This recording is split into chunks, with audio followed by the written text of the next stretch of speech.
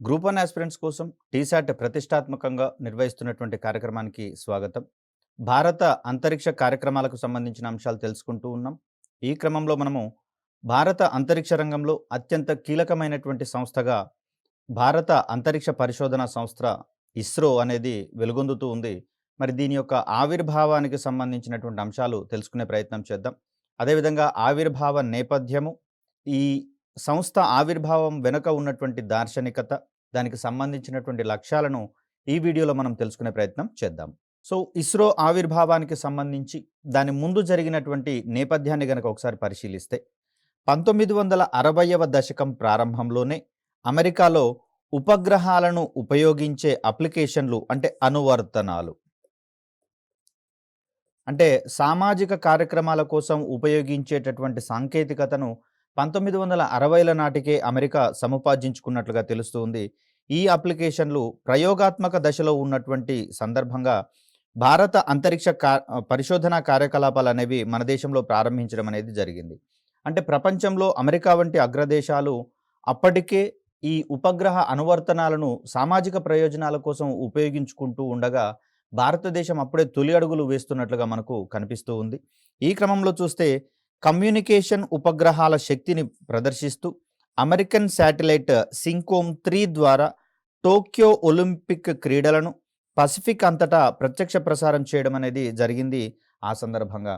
మరి ఇలాంటి సందర్భాలలో ఒలింపిక్స్ క్రీడల్ని నేరుగా వీక్షించలేనటువంటి ప్రేక్షకులు ఎవరైతే ఉన్నారో వారి ఇంటి వాతావరణంలోకే సదరు కార్యక్రమాలను ప్రత్యక్ష ప్రసారము ఈ ఉపగ్రహాల సహాయంతో చేయడం ద్వారా కమ్యూనికేషన్ ఉపగ్రహాల యొక్క శక్తి సామర్థ్యాలు ప్రపంచానికి తేటతెల్లం కావడం అనేది జరిగింది.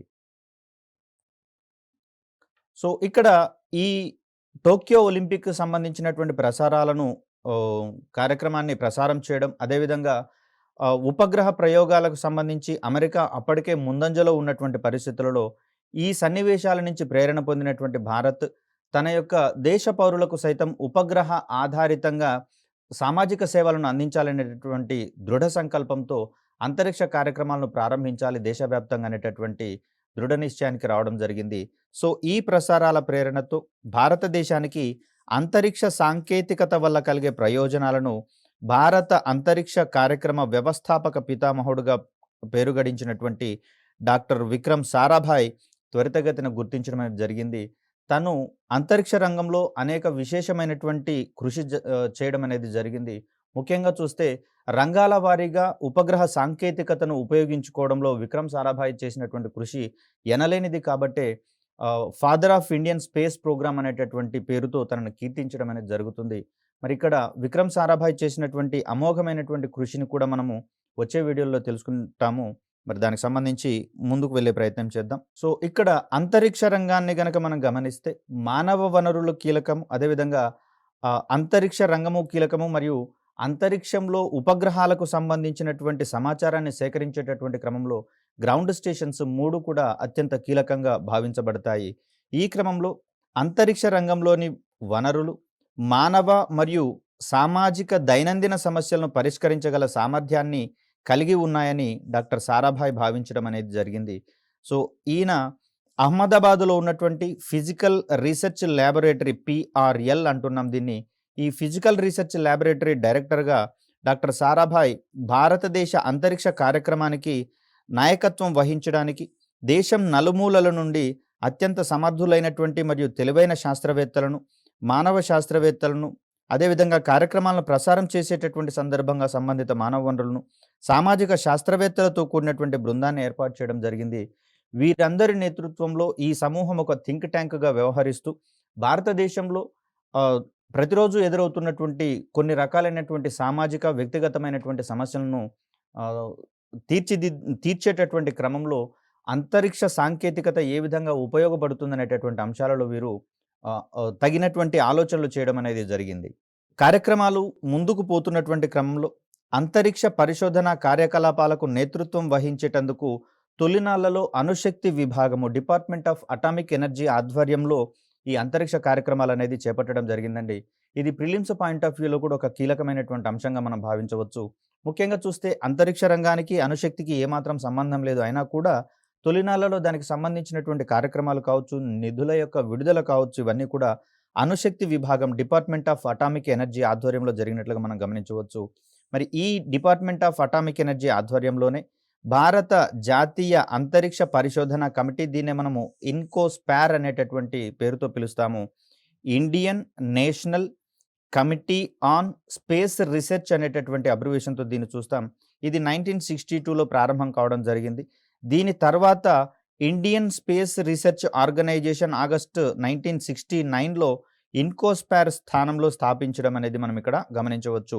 సో, భారత ప్రభుత్వము జూన్ 1972లో స్పేస్ కమిషన్, అంతరిక్ష సంఘమును, అదేవిధంగా డిపార్ట్మెంట్ ఆఫ్ స్పేస్ అంతరిక్ష విభాగాన్ని ఏర్పాటు చేసి సెప్టెంబర్ 1972 నాటికి ఇస్రో ఏదైతే ఉందో ఈ ఇస్రోని డిపార్ట్మెంట్ ఆఫ్ స్పేస్ ఆధ్వర్యంలోకి తీసుకొని రావడం జరిగింది. ఇక్కడ పాలసీస్‌ని రూపొందించేటటువంటి విభాగంగా డిపార్ట్మెంట్ ఆఫ్ స్పేస్ కనిపిస్తూ ఉండగా, ఆ పాలసీకి సంబంధించినటువంటి కార్యక్రమాలను అమలుపరిచేటటువంటి ఒకానొక సంస్థగా ఇస్రో మనకు కనిపిస్తూ ఉంది. సో, ఇక్కడ ఇస్రో ఆవిర్భావానికి సంబంధించినటువంటి ప్రధాన ఉద్దేశాలను గమనిస్తే, దేశాభివృద్ధికి దోహదపడేటటువంటి ఉపగ్రహ వ్యవస్థను స్థాపించడానికి. ఇక్కడ ముఖ్యంగా చూస్తే మనము టీవీ ప్రసారాలకు సంబంధించి అప్పటికే ప్రపంచవ్యాప్తంగా కమ్యూనికేషన్ ఉపగ్రహాల యొక్క శక్తి అనేది ప్రపంచానికి తెలియపరచడం జరిగింది. అదేవిధంగా చూస్తే ఇస్రో తన స్వంత ఉపగ్రహాల యొక్క అనువర్తనాలను అభివృద్ధి చేయడానికి ఎంతో కాలం వేచి చూడాల్సినటువంటి అవసరం లేదని, అయితే ప్రారంభ దశలో విదేశీ ఉపగ్రహాలను ఇందుకై ఉపయోగించవచ్చని స్పష్టం చేసుకోవడం జరిగింది. ముఖ్యంగా చూస్తే ఉపగ్రహాలను తయారు చేసేటటువంటి క్రమంలో ఇక్కడ దాని యొక్క ప్రయోజనాలు ఒకటి కీలకమండి. అంటే ఆ ఉపగ్రహాన్ని ఏ ప్రయోజనాలను ఆశించి రూపొందిస్తున్నాం అనేది ఇంపార్టెంట్. ఈ ప్రయోజనాలను అందించేటటువంటి పేలోడ్స్ ఏవైతే ఉన్నాయో వీటిని రూపొందించడం కూడా అంతే ఇంపార్టెంట్. మరి ఈ పేలోడ్స్‌కి సంబంధించి ఇస్రో తనంతట తాను సొంతంగా చేసే అవకాశం ఉండవచ్చు, ఉండకపోవచ్చు. దీనికి సంబంధించి ఆ రంగంలో నిపుణులైనటువంటి కంపెనీల ఆధ్వర్యంలో సంబంధిత పేలోడ్స్‌ని అనేది రూపొందించడం జరుగుతుంది. ఒకవేళ ఇతర సంస్థల దగ్గర గనక ఆ సాంకేతికత అందుబాటులో ఉన్నట్లయితే పూర్తిగా ఉపగ్రహాల తయారీకి సైతం ఆయా సంస్థలను నిర్దేశించడం అనేది జరుగుతుంది. ఇలా చూస్తే ఎన్నో విభాగాలు, సంస్థలు ఆహ్, సమిష్టిగా కృషి చేయాల్సినటువంటి సందర్భంగా ఉపగ్రహ సాంకేతికత కోసం మనం మరింత ముందుకు ప్రయాణించాల్సి ఉంటుంది. ఇలా చేసేటటువంటి క్రమంలో కొంచెం సమయాభావం ఏర్పడేందుకు అవకాశం ఉంటుంది కాబట్టి ఆ సమయంలో విదేశీ ఉపగ్రహాలను ఉపయోగించుకుంటూ సంబంధిత ఉపగ్రహ సేవలను మానవ ప్రయోజనాల కోసం ఉపయోగించాలని ఇస్రో నిర్దేశించుకోవడం జరిగింది. ఇలా చూస్తే పూర్తి స్థాయిలో ఉపగ్రహ వ్యవస్థను ప్రారంభించడానికి ముందుగా ఉపగ్రహ వ్యవస్థ ద్వారా అందేటటువంటి ప్రయోజనాలను మరి భారత పౌరులకు పరిచయం చేయాల్సినటువంటి అవసరం ఉంటుంది కాబట్టి, ఇలా చూస్తే జాతీయ అభివృద్ధికి టెలివిజన్ కార్యక్రమాలు ఎలా ఉపయుక్తమవుతాయో పరిశీలించడానికి ఒక ఎక్స్పెరిమెంటల్ ప్రోగ్రామ్‌గా ప్రయోగపూర్వకంగా రైతులకు వ్యవసాయ సమాచారంపై కృషి దర్శన్ అనేటటువంటి టీవీ కార్యక్రమాన్ని ప్రారంభించడం జరిగింది. మరి అప్పటికి ఈ సాంకేతికత కొత్తది. అదేవిధంగా చూస్తే భారతదేశం వ్యవసాయిక దేశంగా ఉంటున్నటువంటి పరిస్థితులలో అధిక మంది రైతులకు శిక్షణను అందించేటటువంటి వేదికలు, ఎక్కువ మందికి శిక్షణను అందించేటటువంటి వేదికలు సిద్ధంగా లేనటువంటి పరిస్థితులలో టీవీ కార్యక్రమాల ద్వారా ఈ వ్యవసాయ శిక్షణకు సంబంధించినటువంటి కార్యక్రమాలను రికార్డింగ్ చేసి ఏకకాలంలో అనేక మంది రైతులకు అందించడం వల్ల అటువంటి ప్రోగ్రామ్స్‌కి విపరీతమైనటువంటి స్పందన రావడం అనేది జరిగింది. తద్వారా ఉపగ్రహ సాంకేతికత ద్వారా ఇలాంటి శిక్షణా కార్యక్రమాలను మరింత మున్ముందుకు గనక తీసుకొని పోతే భారతదేశం వ్యవసాయ రంగము అనేక విధాలుగా అభివృద్ధి చెందేందుకు అవకాశం ఉందని గుర్తించారు. సో, ఇలా చూస్తే మనకు భారతదేశంలో తొలినాళ్లలో చేపట్టినటువంటి కొన్ని ప్రయోగాలకు సంబంధించినటువంటి అంశాలు చూద్దాం. శాటిలైట్ ఇన్‌స్ట్రక్షనల్ టెలివిజన్ ఎక్స్‌పెరిమెంట్, దీన్నే సింపుల్‌గా మనము సైట్ ప్రోగ్రామ్స్ అని చెప్తాం. ముఖ్యంగా చూస్తే శిక్షణకు సంబంధించినటువంటి కార్యక్రమాలు, అవి విద్యకు సంబంధించినటువంటి కార్యక్రమాలైనా కావచ్చు, లేదా ఇతరత్రా ఇన్ సర్వీస్ ట్రైనింగ్‌కి సంబంధించిన కార్యక్రమాలు కావచ్చు, రైతులకు సంబంధించినటువంటి కార్యక్రమాలు కావచ్చు, వీటిని చేపట్టేటటువంటి క్రమంలో ఒక శిక్షణను అందించేటటువంటి ప్రోగ్రామ్స్‌ని రూపొందించి దీని ద్వారా ప్రసారం చేయడం అనేది జరుగుతుంది. 1975, 76లో గనక గమనిస్తే ప్రపంచంలో అతిపెద్ద సామాజిక శాస్త్ర ప్రయోగంగా ఈ సైట్ ప్రోగ్రామ్‌ని కీర్తించడం అనేది జరిగింది. ఇది నాసా మరియు ఇస్రోలు సంయుక్తంగా చేపట్టినటువంటి కార్యక్రమాలుగా మనకిక్కడ తెలుస్తుంది. ఆల్ ఇండియా రేడియో ఆధ్వర్యంలో ప్రోగ్రామ్స్ రూపొందించబడగా నాసా దీనిని టెలికాస్ట్ చేసేటటువంటి బాధ్యతలను తన మీద వేసుకోవడం అనేది జరిగింది. మరి ఈ కార్యక్రమాల ప్రసారానికి అమెరికాకు చెందినటువంటి ATS-6 అనేటటువంటి ఉపగ్రహం యొక్క సేవలను వినియోగించుకోవడం జరిగింది. అదేవిధంగా చూస్తే 1977, 79 మధ్య కాలంలో ఫ్రాంకో జర్మన్ అంటే 2 దేశాలు సంయుక్తంగా అభివృద్ధి పరిచినటువంటి సింఫనీ ఉపగ్రహాన్ని ఉపయోగించి ఇస్రో, అదేవిధంగా పోస్ట్స్ అండ్ టెలిగ్రాఫ్స్ డిపార్ట్మెంట్ 2 కూడా సంయుక్తంగా చేపట్టినటువంటి ప్రాజెక్టుగా మనకు శాటిలైట్ టెలికమ్యూనికేషన్ ఎక్స్పెరిమెంట్స్ ప్రాజెక్ట్, దీన్నే మనము స్టెప్ ప్రాజెక్ట్ అంటాము. ఇది పనితీరులో సైట్ ప్రోగ్రామ్‌ని అనుసరించేటటువంటి క్రమాన్ని ఇక్కడ మనం పరిశీలించవచ్చు. ఇవి భారతదేశంలో కమ్యూనికేషన్ ఉపగ్రహాల యొక్క ఉపయోగాలను వివరించేటటువంటి క్రమంలో ఏర్పాటు చేసినటువంటి తొలినాళ్లలోని కీలక ప్రయోగాలుగా మనకు కనిపిస్తూ ఉన్నాయి. సో, ఈ 2 కార్యక్రమాల తర్వాత అంటే స్టెప్ కార్యక్రమము, దీనికంటే ముందొచ్చినటువంటిదిగా సైట్ అనేటటువంటి ప్రోగ్రామ్ మనకు కనిపిస్తూ ఉంది. ఈ 2 ప్రోగ్రామ్స్ తర్వాత ఇటువంటి ప్రయోజనాల కోసమే రూపొందించినటువంటి మరొక కార్యక్రమంగా మనకు ఖేడా కమ్యూనికేషన్స్ ప్రాజెక్ట్ అనేది కనిపిస్తూ ఉంది. ఇది గుజరాత్ రాష్ట్రంలోని ఖేడా జిల్లాలో నీడ్ బేస్డ్ అంటే అవసరాలను ఆధారంగా చేసుకొని మరియు లోకల్ కమ్యూనికేషన్ ప్రాజెక్ట్ అంటే స్థానికంగా సమాచార ప్రసారాలను కల్పించాలనేటటువంటి ఉద్దేశంతో చేపట్టబడినటువంటి కార్యక్రమాల కోసం ఫీల్డ్ ల్యాబొరేటరీ అంటే క్షేత్రస్థాయిలో ఒక ప్రయోగశాలగా ఇది పనిచేయడం అనేది జరిగింది. తద్వారా ఉపగ్రహ సాంకేతికతను వినియోగించుకునేటటువంటి క్రమంలో అవసరమైనటువంటి మానవ వనరులను అభివృద్ధి పరచుకోవాల్సి వస్తుంది. అదేవిధంగా గ్రౌండ్ స్టేషన్స్‌ని కూడా ఎస్టాబ్లిష్ చేసుకోవాల్సి వస్తుంది. వాటన్నింటినీ ఏర్పాటు చేసుకోవడానికి ముందు రూపొందించినటువంటి సన్నద్ధత కార్యక్రమాలుగా ఈ కార్యక్రమాలు పరిగణించబడుతున్నాయి. ఇదే క్రమంలో రిమోట్ సెన్సింగ్ కార్యక్రమాలను అంటే కమ్యూనికేషన్ రంగం తర్వాత మరింత కీలకమైనటువంటి వ్యవస్థగా మనకు రిమోట్ సెన్సింగ్ వ్యవస్థ అనేది కనిపిస్తూ ఉంది. మరి ఈ రిమోట్ సెన్సింగ్‌కి సంబంధించి చూస్తే భాస్కర-1 దీన్ని మనము జూన్ 7, 1979న ప్రయోగించడం జరిగింది. అదేవిధంగా భాస్కర-2ని గనక గమనిస్తే నవంబర్ 20, 1981లో దీన్ని ప్రయోగించడం అనేది జరిగింది. ఇవి 2 కూడా రిమోట్ సెన్సింగ్ వ్యవస్థను ఏర్పాటు చేసుకోవడంలో కీలకమైనటువంటి ముందడుగుగా పరిగణిస్తూ ఉన్నాం. ఇది ఏరియన్ ప్యాసింజర్ పేలోడ్ ఎక్స్పెరిమెంట్, దీన్నే మనము యాపిల్ అనేటటువంటి పేరుతో పిలుస్తున్నాం. ఇది భవిష్యత్ సమాచార ఉపగ్రహ వ్యవస్థలకు మార్గనిర్దేశం చేసినట్లుగా మనం ఇక్కడ గమనించవచ్చు. కమ్యూనికేషన్ ఉపగ్రహాలకు సంబంధించి చూస్తే I1K, I2K, I3K ఇటువంటి సాంకేతికతలు రాను రాను అభివృద్ధి పరుచుకుంటూ ఇస్రో ప్రయాణించడం అనేది జరుగుతుంది. అంటే 1000 కిలోల బరువు ఉన్నటువంటి కమ్యూనికేషన్ ఉపగ్రహాల కోసము I1K బస్ అనేటటువంటి సిస్టమ్‌ని ఎస్టాబ్లిష్ చేయడం జరిగింది. 2000 కేజీల బరువు ఉన్నటువంటి ఉపగ్రహాల కోసం కమ్యూనికేషన్ ఉపగ్రహాల కోసము I2K బస్, అదేవిధంగా 3000కు కేజీల బరువు ఉన్నటువంటి ఉపగ్రహాల తయారీ కోసం I3K బస్. ఇటువంటి సాంకేతికతలు మనము కాలక్రమంలో అభివృద్ధి చేసుకున్నాం. మరి వీటన్నిటికీ ప్రేరణగా మనకిక్కడ యాపిల్ ప్రోగ్రామ్ అనేది, యాపిల్ శాటిలైట్ ప్రోగ్రామ్ అనేది మనకిక్కడ దిశానిర్దేశం చేసినట్లుగా కనిపిస్తోంది. యాపిల్ అంటే ఏరియన్ ప్యాసింజర్ పేలోడ్ ఎక్స్పెరిమెంట్‌గా మనం ఇక్కడ చూస్తూ ఉన్నాం. అదేవిధంగా ఉపగ్రహ వ్యవస్థలను రూపొందించుకోవాల్సినటువంటి సందర్భంగా మరొక కీలకమైనటువంటి అంశంగా వాహక నౌకలను అభివృద్ధి పరుచుకునేటటువంటి అంశాలు కూడా కీలకమే. కాబట్టి ఇక్కడ వాహక నౌకల యొక్క తయారీ, అదేవిధంగా స్వదేశీయంగా వాటిని అభివృద్ధి పరుచుకోవడం మీద కూడా ఇస్రో కీలకమైనటువంటి నిర్ణయం తీసుకోవడం జరిగింది. ఆ విధంగా చూస్తే ఇస్రో ప్రస్థానంలో ఎస్ఎల్వి, ఏఎస్ఎల్వి అభివృద్ధితో స్వదేశీ వాహక నౌకల ప్రయోగాల పరంపర పిఎస్ఎల్వి, జిఎస్ఎల్వి వాహక నౌకల ఆవిర్భావానికి దారితీసినట్లుగా మనం ఇక్కడ గమనించవచ్చు. తొలినాళ్లలో రూపొందించుకున్నది ఎస్ఎల్వి కాగా దీనిని మరింత సామర్థ్యం పెంచి దాన్ని ఏఎస్ఎల్వి వాహక నౌకగా అభివృద్ధి పరుచుకోవడం జరిగింది. మరి ఈ 2 విజయవంతంగా ఉపగ్రహాలను కక్షలలోకి పంపించేటటువంటి క్రమంలో మరింత శక్తివంతమైనటువంటి ఉపగ్రహాలను అంటే ఉపగ్రహాల యొక్క సామర్థ్యం పెరిగినా లేదా ప్రయోజనాలు పెరిగినా కూడా వాటి యొక్క బరువు అనేది పెరుగుతుంది. కాబట్టి అధిక బరువు ఉన్నటువంటి ఉపగ్రహాలను ప్రయోగించేటటువంటి క్రమంలో, అదేవిధంగా ఉపగ్రహాలను మరింత ఎత్తులో ఉండేటటువంటి కక్షలకు చేర్చేటటువంటి క్రమంలో వీటిని మించినటువంటి శక్తి కలిగినటువంటి వాహక నౌకలు అవసరమవుతాయి. ఆ క్రమంలో రూపొందించబడినవే పిఎస్ఎల్వి మరియు జిఎస్ఎల్వి వాహక నౌకలకు సంబంధించి. మరి ఎస్ఎల్వి, ఏఎస్ఎల్వి వాహక నౌకల అభివృద్ధి ద్వారా వచ్చినటువంటి సాంకేతిక పరిజ్ఞానంతో పిఎస్ఎల్వి, జిఎస్ఎల్విలు రూపొందించడం జరిగింది. ఈ వాహక నౌకల సహాయంతో భారతదేశం ఉపగ్రహ సాంకేతికతలో ఉపగ్రహ ప్రయోగ వాహక నౌకల సాంకేతికతలో స్వయం సమృద్ధి దశకు చేరుకోవడం జరిగింది. అంటే తొలినాళ్లలో మన ఆలోచనలు ఏ విధంగా ఉన్నాయంటే, ఉపగ్రహాల యొక్క సేవలను పొందాలి అంటే మనమే సొంతంగా తయారు చేసుకోవాల్సిన అవసరం లేదు. విదేశీ ఉపగ్రహాల సహాయం తీసుకోవచ్చు అనేటటువంటి ఆలోచనలు రావడం జరిగింది. అదేవిధంగా స్వదేశీయంగా రూపొందించుకున్నటువంటి ఉపగ్రహాలను విదేశీ వాహక నౌకల సహాయంతో మనము కక్షలలోకి చేర్చడం జరిగింది.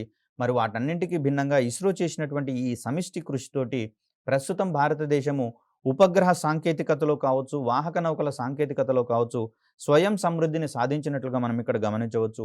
ముఖ్యంగా స్వదేశీ అవసరాలతో పాటు విదేశీ ఉపగ్రహాలను ప్రయోగించేటటువంటి క్రమంలో కూడా ఇస్రో కీలకమైనటువంటి సహాయ సహకారాలను సదరు దేశాలకు అందించడం అనేది చూస్తూ ఉన్నాం. సో, ఇక్కడ ఇస్రోకి సంబంధించినటువంటి విజన్‌ను గనక మనం ఒకసారి పరిశీలిస్తే, అంతరిక్ష విజ్ఞాన పరిశోధన, స్పేస్ సైన్స్‌లో రిసెర్చ్ చేయడము, అదేవిధంగా గ్రహాన్వేషణ అంటే ప్లానెటరీ ఎక్స్‌ప్లోరేషన్ అనేటటువంటిది కొనసాగిస్తూ, జాతీయ అభివృద్ధికి అంతరిక్ష సాంకేతికతను ఉపయోగించుకోవడం అనేది ప్రధానంగా ఇప్పుడు మనం చూస్తూ ఉన్నటువంటి అంశాలు. తొలి నాళ్లలో గనక గమనిస్తే అప్పట్లో మనకు సరిపడా ధాన్యం కూడా లభ్యం కానటువంటి పరిస్థితుల్లో విదేశాల నుంచి దిగుమతి చేసుకున్నటువంటి పరిస్థితులు. మరి అలాంటి సందర్భాలలో భారతదేశానికి అంతరిక్ష పరిజ్ఞానం ఎందుకు అని చెప్పేసి అని ప్రపంచ దేశాలు ఈషడిస్తున్నటువంటి క్రమంలో, భారత పౌరులకు సేవనందించేటటువంటి క్రమంలో మాకు సహాయపడేటటువంటి ఏ ఒక్క సాంకేతికతను వదులుకోవడానికి భారత్ సిద్ధంగా లేదు. ఆ క్రమంలో అంతరిక్ష రంగంలో కావచ్చు, అణుశక్తిలో కావచ్చు, కీలకమైనటువంటి ప్రయోగాలతో ఆయా రంగాలలో భారతదేశం అగ్రస్థానానికి చేరుకోవడం అనేది ప్రస్తుతం చూస్తూనే ఉన్నాం. ఇది శాస్త్రవేత్తల యొక్క నిరంతర కృషికి నిదర్శనంగా కనిపిస్తూ ఉంది. సో, ఇస్రోకి సంబంధించినటువంటి మిషన్ అంటే దాని యొక్క ఏర్పాటుకు సంబంధించి ఏమేమి కార్యక్రమాలు చేపట్టాలని నిర్దేశించుకున్నారో తెలుసుకునే ప్రయత్నం చేద్దాం. దీంట్లో భాగంగా ప్రయోగ వాహక నౌకల రూపకల్పన, లాంచ్ వెహికల్స్ అంటున్నాం కదా! ఈ లాంచ్ వెహికల్స్‌కి సంబంధించినటువంటి రూపకల్పన, అదేవిధంగా వాటిని అభివృద్ధి పరిచేటటువంటి క్రమం. తొలినాళ్లలో తక్కువ బరువు ఉన్నటువంటి ఉపగ్రహాలనే స్వల్ప దూరంలో ఉన్నటువంటి కక్షలకు ప్రయోగించగా, కాలక్రమంలో విస్తృతమైనటువంటి ప్రయోజనాలను ఆశించి అంటే ఒకే ఉపగ్రహం ద్వారా బహుళ ప్రయోజనాలను అందించడం అనేది ప్రధాన ఉద్దేశ్యంగా పెట్టుకోవడం జరిగింది.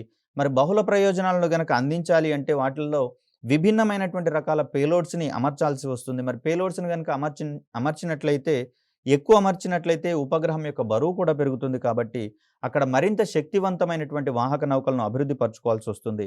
అదేవిధంగా చూస్తే స్పేస్ యాక్సెస్, అంతరిక్ష కార్యక్రమాల వినియోగానికి అనుకూలంగా ఉండేటటువంటి సాంకేతికతలను సైతం మనం ఇక్కడ రూపొందించుకోవాల్సి వస్తుంది.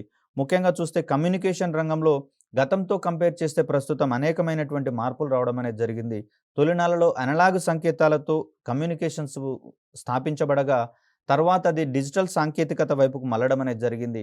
ఇలా చూస్తే ఇంటర్నెట్ సౌకర్యాలు సైతము రాను రాను పెరుగుతున్నటువంటి జనాభాకు అనుగుణంగా నాణ్యమైనటువంటి సౌకర్యాలు కల్పించాల్సి వస్తుంది కాబట్టి, కమ్యూనికేషన్స్ రంగంలో ప్రస్తుతము హెచ్‌టీఎస్ వంటి అధునాతనమైనటువంటి సాంకేతికతలు కూడా రావడం అనేది జరిగింది. వీటి సహాయంతో హై త్రోపుట్ శాటిలైట్స్‌ని రూపొందించుకొని దేశవ్యాప్తంగా వేగవంతమైనటువంటి అంతర్జాల సౌకర్యాలు కల్పించాలని దృఢ సంకల్పాన్ని ప్రదర్శించడం జరుగుతుంది. మరి ఇలా సాంకేతికతలు పెరుగుతున్న కొద్దీ ఉపగ్రహాలను సైతం విభిన్నంగా వినూత్నంగా తయారు చేయాల్సినటువంటి అవసరం వస్తుంది. తద్వారా అనేక పర్యాయాలు ఉపగ్రహ ప్రయోగాలను చేపట్టాల్సినటువంటి అవసరం ఉంది. మరి అందుకు అనుగుణంగా వెంటనే వాహక నౌకలను అభివృద్ధి పరుచుకుంటూ ముందుకు పోవాల్సినటువంటి అవసరం ఉంది. అదేవిధంగా చూస్తే భూ పరిశీలన, ఎర్త్ అబ్జర్వేషన్, కమ్యూనికేషన్, నావిగేషన్, మార్గనిర్దేశక వ్యవస్థలకు సంబంధించి వాతావరణ శాస్త్రం అంటే వాతావరణాన్ని అధ్యయనం చేసేటటువంటి క్రమంలో, అదేవిధంగా అంతరిక్ష శాస్త్రం కోసం ఉపగ్రహాలు, ఆస్ట్రోసాట్ వంటి ఉపగ్రహాలు ఇప్పటికే ఖగోళ అన్వేషణ మీద దృష్టి సారించగా, ఇటువంటి సాంకేతికతలను రూపకల్పన చేయడం మరియు వాటిని కాలానుగుణంగా అభివృద్ధి చేయడం అనేది కూడా ఇస్రోకు సంబంధించినటువంటి ప్రాథమిక విధిగా ఉంది. అదేవిధంగా చూస్తే telecommunication, television broadcasting, developmental applications అంటే గ్రామీణాభివృద్ధికి సంబంధించి కావచ్చు, పట్టణాభివృద్ధికి సంబంధించి కావచ్చు, పారిశ్రామిక రంగ అభివృద్ధికి సంబంధించి కావచ్చు, ఇక్కడ ఉపగ్రహ సాంకేతికతలను వినియోగించుకునే సౌలభ్యం ఉంది కాబట్టి, మరి వాటిని వినియోగించుకునేటటువంటి సందర్భంగా సదరు అనువర్తనాలను మనం రూపొందించుకోవాల్సి వస్తుంది.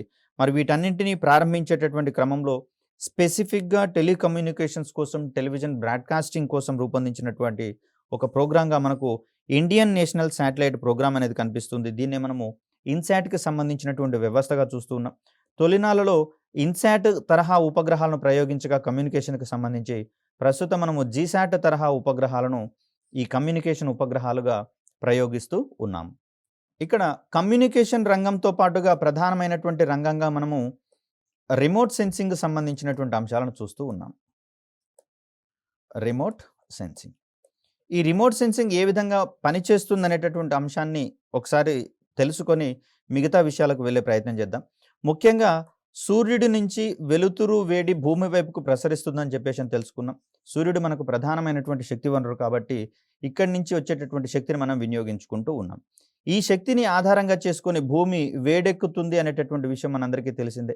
మరి ఈ వేడెక్కినటువంటి భూమి వికిరణాలను తిరిగి వాతావరణంలోకి వెదజల్లేటటువంటి స్వభావాన్ని ప్రదర్శిస్తుంది ఇది వికిరణాల రూపంలో. అయితే అక్కడ భూమి వేడెక్కడంతో పాటుగా భూమి మీద ఉన్నటువంటి సమస్త వస్తురాశి కావచ్చు, జీవజాలం కూడా ఆ ఉష్ణాన్ని గ్రహించి సంబంధిత పనులు చేపట్టుకునేటటువంటి పరిస్థితి మనందరికీ తెలిసిందే.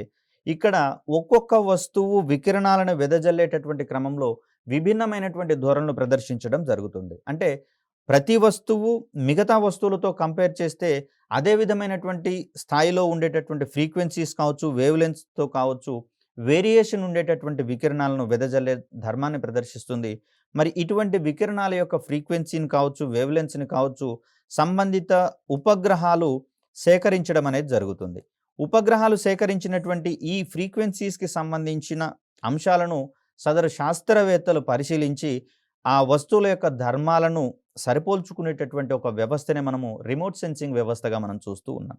ముఖ్యంగా చూస్తే కరువు కాటకాలు ప్రబలినటువంటి సందర్భంగా ఎంత విస్తీర్ణంలో నష్టం వాటిల్లింది అని తెలుసుకోవాలి అంటే సమృద్ధిగా పంటతో అంటే పంట దిగుబడితో నిండుగా ఉన్నటువంటి పంటల నుంచి వచ్చే వికిరణాలు వేరేగా ఉంటాయి. ఇక్కడ కరువు కాటకాల బారిన పడినటువంటి పంటలు అక్కడ ఆ వ్యవసాయ క్షేత్రాల నుంచి వెలువడేటటువంటి వికిరణాలు విభిన్నంగా ఉంటాయి కాబట్టి ఆ రెండింటి మధ్య ఉండేటటువంటి వేరియేషన్స్ ఆధారంగా పంట నష్టాన్ని అంచనా వేసుకునేటటువంటి పరిస్థితి రిమోట్ సెన్సింగ్ ఉపగ్రహాలు మనకు కల్పించడం జరుగుతుంది. అదేవిధంగా వరదల సందర్భంలో పంట ముంపుకు గురైనటువంటి పరిస్థితులలో మరి పంట నష్టాన్ని అంచనా వేసేటటువంటి సందర్భంలో కూడా ఇక్కడ మనకు రిమోట్ సెన్సింగ్ అనేది ఉపయోగపడుతుంది. అదేవిధంగా భూమిలో నిక్షిప్తమై ఉన్నటువంటి సహజ వనరులను గుర్తించేటటువంటి క్రమంలో కూడా మనకు రిమోట్ సెన్సింగ్ కార్యక్రమాలనేవి అమితంగా ఉపయోగపడడం జరుగుతుంది. ఇవి మనకు రిమోట్ సెన్సింగ్ అనేది అత్యంత కీలకమైనటువంటి మరొక విభాగంగా ఉన్నటువంటి పరిస్థితి కనిపిస్తుంది. మరి ఈ రిమోట్ సెన్సింగ్ కార్యక్రమాల కోసం కూడా ప్రత్యేకంగా ఉపగ్రహాలను రూపొందించి ప్రయోగించడం జరిగింది. ఇలా చూస్తే సహజ వనరుల నిర్వహణ, అదేవిధంగా అంతరిక్ష ఆధారిత చిత్రాలను ఉపయోగించి పర్యావరణ పరిరక్షణ చేపట్టడం కోసము రూపొందించబడినటువంటి ఒకానొక ప్రోగ్రామ్‌గా మనకిక్కడ Indian remote sensing satellite program అనేది మనకు కనిపిస్తూ ఉంది. అదేవిధంగా చూస్తే సామాజిక అభివృద్ధి కోసం స్పేస్ ఆధారిత అప్లికేషన్‌లను రూపొందించడం కూడా ఇస్రో యొక్క విధిగా కనిపిస్తుంది. ముఖ్యంగా చూస్తే శాట్-నావ్ వ్యవస్థ అనేటటువంటిది మనందరికీ తెలిసిందే. అంటే శాటిలైట్‌ల ద్వారా నావిగేషన్‌ని పెంపొందించేటటువంటి వ్యవస్థగా మనకిది కనిపిస్తుంది. లేదా దీన్నే మనము నావ్‌శాట్ అనేటటువంటి పేరుతో కూడా పిలవచ్చు.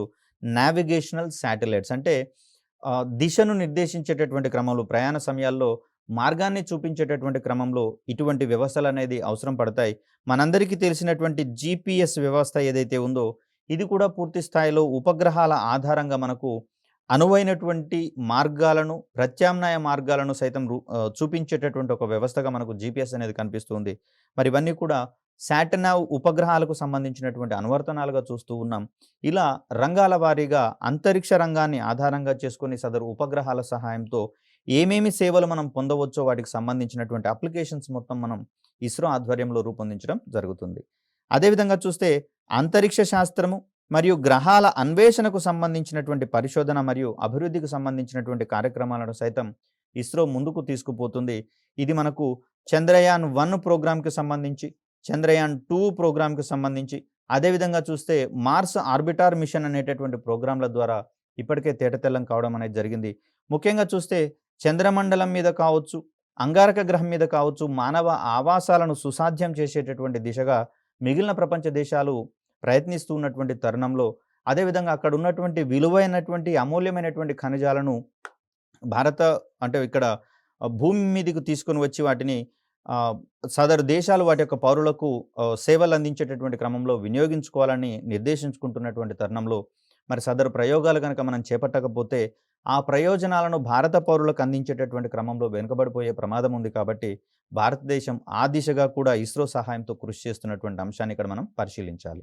అదే విధంగా చూస్తే ఇక్కడ ఇస్రో యొక్క ఆబ్జెక్టివ్స్‌ని గనక మనం గమనిస్తే, మరి ఇక్కడ కార్యక్రమాలన్నింటిని రూపొందించుకోవాలని చెప్పుకున్నాం. ఐఆర్ఎస్ కార్యక్రమాలు కావచ్చు, ఇన్‌సాట్ కార్యక్రమాలు కావచ్చు, అదేవిధంగా నావిగేషన్‌కి సంబంధించినటువంటి ప్రోగ్రామ్స్ కావచ్చు. వీటన్నింటిని ఎస్టాబ్లిష్ చేసుకోవాలంటే ఏమేమి ఉపయుక్తం అవుతాయో వాటన్నింటి మీద కూడా ఇస్రో సమకూర్చుకోవడానికి దృష్టి సారించడం జరిగింది. మరి ఈ క్రమంలో చూస్తే పోలార్ శాటిలైట్ లాంచ్ వెహికల్ యొక్క కార్యాచరణ ప్రయోగాలు. ముఖ్యంగా పోలార్ శాటిలైట్ లాంచ్ వెహికల్ అనేది ధ్రువ కక్షలలోకి ఉపగ్రహాలను పంపించేటటువంటి ఒక వాహక నౌకగా కనిపిస్తుంది. ముఖ్యంగా చూస్తే దీని నుంచి రిమోట్ సెన్సింగ్ ఉపగ్రహాలను అధిక మొత్తంలో ప్రయోగించడానికి ధ్రువ కక్షలలోకి ప్రయోగిస్తాం కాబట్టి మిక్కిలి అనువైనటువంటి వాహక నౌకగా కనిపిస్తుంది. కనుకనే దీని యొక్క పేరును కూడా పోలార్ శాటిలైట్ లాంచ్ వెహికల్ అని నామకరణం చేయడం అనేది జరిగింది. అదేవిధంగా చూస్తే కమ్యూనికేషన్ ఉపగ్రహాల కోసం ప్రత్యేకంగా రూపొందించబడినటువంటి వాహక నౌకగా జిఎస్ఎల్వి అనేది కనిపిస్తూ ఉంది. సో ఈ క్రమంలో మనకు మార్క్ 1, మార్క్ 2 అండ్ మార్క్ 3 ఉపగ్రహ వాహక నౌకలు ఉన్నట్లుగా మనం గత వీడియోలో చెప్పుకున్నాం. దీంట్లో మార్క్ 1 అనేది రష్యా ఆధారిత క్రయోజనిక్ ఇంజిన్లను ఉపయోగించుకొని రూపొందించుకోగా, మార్క్ 2 అండ్ మార్క్ 3లలో స్వదేశీ పరిజ్ఞానంతో రూపొందినటువంటి క్రయోజనిక్ ఇంజిన్లను వాడి వీటిని అభివృద్ధి పరచుకోవడం అనేది జరిగింది. ముఖ్యంగా చూస్తే ఇది 2000 కేజీలకు పైగా ఉండేటటువంటి ఉపగ్రహాలను ప్రయోగించేటటువంటి వాహక నౌకగా కనిపిస్తూ ఉండగా, ఇది 3000 నుంచి 4000 కేజీల బరువు ఉన్నటువంటి ఉపగ్రహాలను ప్రయోగించేటటువంటి వాహక నౌకగా మనకు జిఎస్ఎల్వి మార్క్ 3 అనేది కనిపిస్తూ ఉంది. ఇలా చూస్తే వాటి నుంచి విభిన్నమైనటువంటి ప్రయోజనాలు ఆశించేటటువంటి పరిస్థితులలో మరిన్ని ఉపగ్రహాలను ప్రయోగించాల్సి వస్తుంది కాబట్టి, ఆ క్రమంలో అందుబాటులోకి వచ్చేటటువంటి సాంకేతికత అడ్వాంటేజ్‌లను ఆధారంగా చేసుకొని మరింత అభివృద్ధి పరిచేటటువంటి ఉద్దేశ్యం అనేది ఇస్రోకు ఉన్నట్లుగా కనిపిస్తోంది. అదేవిధంగా భారీ ఉపగ్రహాల ప్రయోగానికి జియోసింక్రనస్ శాటిలైట్ లాంచ్ వెహికల్‌ని అభివృద్ధి చేయడము జిఎస్ఎల్వి మార్క్ 3 పేరుతోటి. ఇక్కడ చూస్తే కమ్యూనికేషన్ ఉపగ్రహాల రూపకల్పన, అభివృద్ధి మరియు వినియోగానికి సంబంధించినటువంటి అంశాలలో కూడా ఇస్రో అనేది కృషి చేయడం జరుగుతోంది. ఇప్పటికే మనము ఇన్‌సాట్ ఉపగ్రహాల పేరుతో, అదేవిధంగా జీశాట్ పేర్లతో అనేకమైనటువంటి కమ్యూనికేషన్ ఉపగ్రహాలను నింగిలోకి ప్రయోగించడం అనేది జరిగింది. దీనిని కొన్ని సందర్భాలలో పిఎస్ఎల్వి వాహక నౌకల ద్వారా, కొన్ని సందర్భాలలో జిఎస్ఎల్వి వాహక నౌకల ద్వారా ప్రయోగించడం అనేది చూస్తూ ఉన్నాం. సో వీటితో పాటుగా భూ పరిశీలన ఉపగ్రహాల రూపకల్పన, దీన్ని మనము ఎర్త్ అబ్జర్వేషన్ శాటిలైట్స్ అంటాం. Earth observation satellites. సో ఇలా చూస్తే కాలక్రమంలో ఇక్కడ వాతావరణం ఏ విధంగా మార్పు చెందుతుంది, ఆ మార్పులకు అనుగుణంగా మన యొక్క జీవన విధానం ఏ విధంగా ప్రభావితం అవుతుంది తెలుసుకోవాలి అంటే గనక వాటిని రెగ్యులర్‌గా అబ్జర్వ్ చేయాల్సి వస్తుంది. దానికోసము ఉపగ్రహ సాంకేతికత యొక్క తోడ్పాటును తీసుకోవడం కోసం దీన్ని రూపొందించుకోవడం జరిగింది. మరి ఇటువంటి ఉపగ్రహాలను రూపకల్పన చేయడము, వాటిని అభివృద్ధి పరచడం, అదేవిధంగా వినియోగించడం అనేది కూడా మనకు ఇస్రోకు సంబంధించినటువంటి కార్యక్రమాలుగా తెలుస్తుంది. అదేవిధంగా నావిగేషన్ శాటిలైట్ సిస్టమ్స్‌ని అభివృద్ధి పరచుకోవడం మరియు స్పేస్ సైన్స్‌కి సంబంధించి ప్లానెటరీ ఎక్స్‌ప్లోరేషన్ కోసం అనువైనటువంటి ఉపగ్రహాలను అభివృద్ధి పరచడం. ఇక్కడ ప్రయోజనాలు మారుతూ ఉన్నప్పుడు పేలోడ్స్ యొక్క అంటే పరికరాల యొక్క పనితీరు కూడా విభిన్నంగా ఉండేటటువంటి వాటిని మనము రూపొందించుకోవాల్సి వస్తుందండి. సో అలా ఉపగ్రహం ఏ ప్రయోజనం కోసమైతే రూపొందిస్తున్నామో ఆ ప్రయోజనాన్ని అందించేటటువంటి పరికరాల తయారీ కూడా కీలకం కాబట్టి ఉపగ్రహాల అభివృద్ధిలో సంబంధిత పరికరాల యొక్క అభివృద్ధి కూడా ఇమిడి ఉంటుంది. అదేవిధంగా చూస్తే భూ పరిశీలన యొక్క అనువర్తనాలు అంటే ఎర్త్ అబ్జర్వేషన్ శాటిలైట్స్ ఏవైతే ఉన్నాయో వీటికి సంబంధించినటువంటి అప్లికేషన్స్‌ని అందించేటటువంటి అనువర్తనాలను మనం ఇక్కడ రూపొందించుకోవాల్సి వస్తుంది. ముఖ్యంగా చూస్తే వ్యవసాయ రంగానికి సంబంధించి అంటే ఇదివరకే చెప్పుకున్నాం, పంట తీరు అంచనాలను సైతం ఉపగ్రహ సాంకేతికత ఆధారంగా మనం చేపట్టవచ్చు. అదేవిధంగా పంట దిగుబడి అంచనాలను సైతము మనం ఉపగ్రహ సాంకేతికత ఆధారంగా నిర్దేశించుకోవచ్చు. వీటికి అదనంగా ప్రెసిషన్ ఫార్మింగ్ అనేటటువంటి వ్యవస్థ ఒకటి ఎస్టాబ్లిష్ చేసుకోవడం అనేది జరుగుతుంది. సో దీంట్లో భాగంగా ఒక ప్రదేశంలోని వాతావరణానికి అనుగుణంగా ఏ పంటలను వేస్తే లాభదాయకంగా ఉంటుందనేటటువంటి అంశాలను ముందుగానే ఊహించి రైతులకు సమాచారం అందించేటటువంటి వ్యవస్థగా మనము ప్రిసిషన్ ఫార్మింగ్‌కి సంబంధించిన అంశాలు చూస్తూ ఉన్నాం. ఇలా విభిన్నమైనటువంటి సామాజిక అనువర్తనాల కోసం అవసరమైనటువంటి అంతరిక్ష ఆధారిత వ్యవస్థలను అభివృద్ధి పరుచుకోవడం అనేది ఇస్రో తన యొక్క భుజస్కంధాల మీద వేసుకొని ముందుకు పోతున్నట్లుగా మనం ఇక్కడ గమనించవచ్చు. మరి ఇలాంటి కార్యక్రమాలను రూపొందించేటటువంటి క్రమంలో ఇస్రోకి తన ఆధ్వర్యంలో ఉన్నటువంటి అనేక సంస్థలు ఇతోధికంగా తోడ్పడుతున్నట్లుగా మనం గమనించవచ్చు. ఉపగ్రహాలను రూపొందించుకోవడము, అదేవిధంగా వాటికి సంబంధించినటువంటి వ్యవస్థల యొక్క పనితీరుని అంచనా వేసుకోవడము, అదేవిధంగా వాటిని ప్రయోగించేటటువంటి క్రమంలో అవసరమైనటువంటి ఉపగ్రహ వాహక నౌకల్ని అభివృద్ధి పరచడము, వాటికి సంబంధించినటువంటి ఇంధనాలను సమయాన్ని బట్టి సమకూర్చేటటువంటి క్రమంలో అనేకమైనటువంటి సంస్థలు ఇస్రోకి విశేషంగా తోడ్పాటును అందిస్తున్నటువంటి క్రమంలో వాటికి సంబంధించినటువంటి వివరాలను మరొక వీడియోలో వివరించే ప్రయత్నం చేస్తాను. అప్పటి వరకు సెలవు. ధన్యవాదాలు.